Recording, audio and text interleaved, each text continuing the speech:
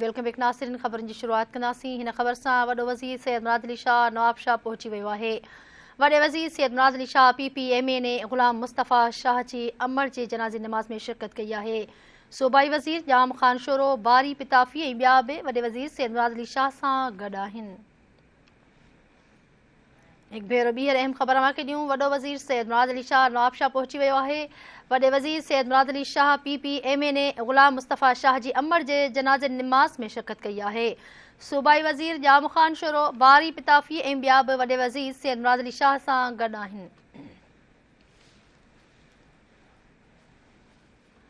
तव्हांखे आगाह करे रहिया आहियूं, सिंध जो वॾो वज़ीर सैयद मुराद अली शाह नवाब शाह जे दौरे ते पहुची वियो आहे।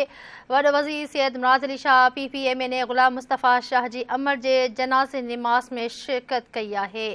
सूबाई वज़ीर जाम ख़ान शोरो बारी पिताफ़ी ऐं ॿिया अॻवान बि वॾे वज़ीर सैयद मुराद अली शाह सां गॾु आहिनि। जी नाज़रीन, तव्हांखे आगाह करे रहिया आहियूं, वॾो वज़ीर सैयद मुराद अली शाह नवाब शाह पहुची वियो आहे।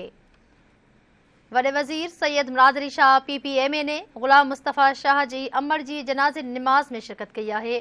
सूबाई वज़ीर जाम ख़ान शोरो बारी पिताफ़ी ऐं ॿिया बि वॾे वज़ीर सैयद मुराद अली शाह सां गॾु आहिनि।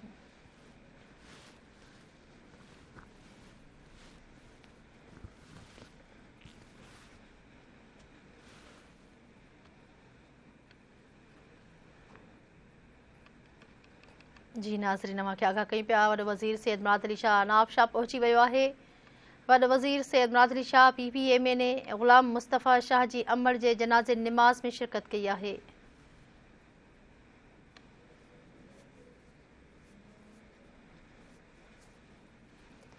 तव्हांखे आगाह करे रहिया आहियूं, सिंध जो वॾो वज़ीर सिंध जे मुख़्तलिफ़ शहरनि में ॿोॾि मुतासिर इलाइक़नि जो दौरो कयो आहे। पर हिन वक़्तु वॾो वज़ीर सैयद मुराद अली शाह नवाब शाह पहुतल आहे, जिते वॾे वज़ीर सैयद मुराद अली शाह PPMA ने ग़ुलाम मुस्तफ़ा शाह जी अमर जे जनाज़े नमाज़ में शिरकत कई आहे।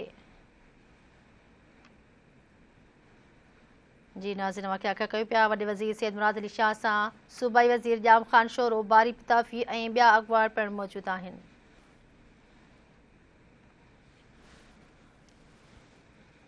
तव्हांखे आगाह करे रहिया आहियूं, सिंध जो वॾो वज़ीर सिंध जे मुख़्तलिफ़ इलाइक़नि जे ॿोॾि मुतासिरनि जो दौरो कयो आहे। ख़बर मोकिलियो पिया, हिन वक़्तु वॾो वज़ीर सैयद मुराद शाह नवाब शाह पहुतल आहे, जिते वॾो वज़ीर सैयद मुराद शाह PPMA ने ग़ुलाम मुस्तफ़ा शाह जी अमर जी जनाज़े नमाज़ में शिरकत कई आहे।